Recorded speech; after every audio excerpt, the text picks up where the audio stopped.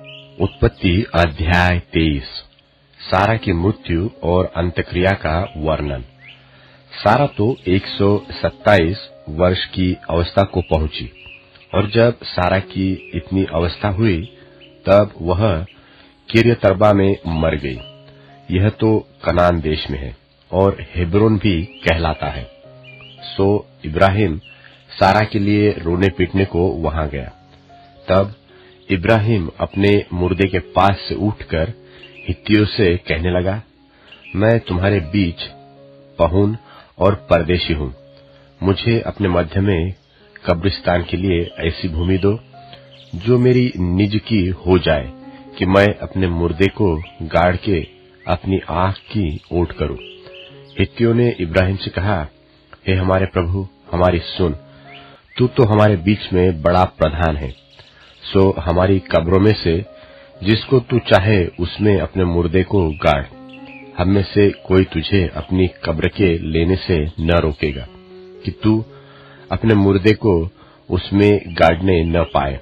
तब इब्राहिम उठकर खड़ा हुआ और हित्तियों के सन्मुख, जो उस देश के निवासी थे, दंडवत करके कहने लगा, यदि तुम्हारी यह इच्छा हो कि मैं अपने मुर्दे को गाड़ के अपनी आंख की ओट करूं, तो मेरी प्रार्थना है कि सोहर के पुत्र एप्रोन से मेरे लिए विनती करो कि वह अपनी मकपेला वाली गुफा, जो अपनी भूमि की सीमा पर है, उसका पूरा दाम लेकर मुझे दे दे, कि वह तुम्हारे बीच कब्रिस्तान के लिए मेरी निज भूमि हो जाए।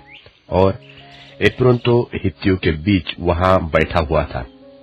सो जितने हित्ती उसके नगर के फाटक से होकर भीतर जाते थे, उन सबों के सामने उसने इब्राहिम को उत्तर दिया कि हे मेरे प्रभु, ऐसा नहीं, मेरी सुन, वह भूमि मैं तुझे देता हूं, और उसमें जो गुफा है वह भी मैं तुझे देता हूं।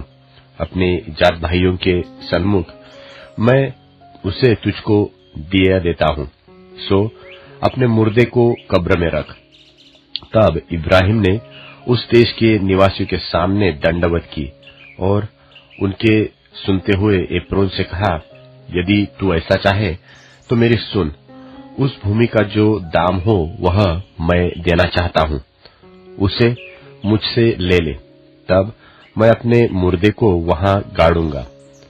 एप्रोन ने इब्राहिम को यह उत्तर दिया कि हे मेरे प्रभु, मेरी बात सुन, उस भूमि का दाम तो 400 शेकेल रूपा है, पर मेरे और तेरे बीच में यह क्या है, अपने मुर्दे को कब्र में रख। इब्राहिम ने एप्रोन की मानकर उसको उतना रूपा तौल दिया जितना उसने हित्तियों के सुनते हुए कहा था, अर्थात 400 ऐसे शेकेल जो व्यापारियों में चलते थे। सो एप्रोन की भूमि जो मम्रे के सन्मुख की मकपेला में थी, वह गुफा समेत और उन सब वृक्षों समेत भी जो उसमें और उसके चारों ओर सीमा पर थे, जिसने हित्ती उसके नगर के फाटक से होकर भीतर जाते थे, उन सबों के सामने इब्राहिम के अधिकार में पक्की रीति से आ गई। इसके पश्चात इब्राहिम ने अपनी पत्नी सारा को उस मकपेला वाली भूमि की गुफा में, जो मम्रे के अर्थात हेब्रोन के सामने कनान देश में है, मिट्टी दी, और वह भूमि गुफा समेत जो उसमें थी, हित्तियों की ओर से कब्रिस्तान के लिए इब्राहिम के अधिकार में पक्की रीति से आ गई।